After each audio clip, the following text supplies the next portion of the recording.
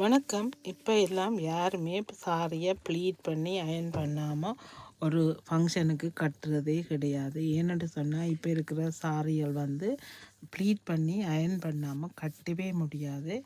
இந்த ப்ளீட் பண்ணி அயர்ன் பண்ணுறது எனக்கு வரையில, எனக்கு தெரியலை, என்னால் செய்ய முடியாதுன்னு நீங்கள் நினைக்க தேவையே இல்லை.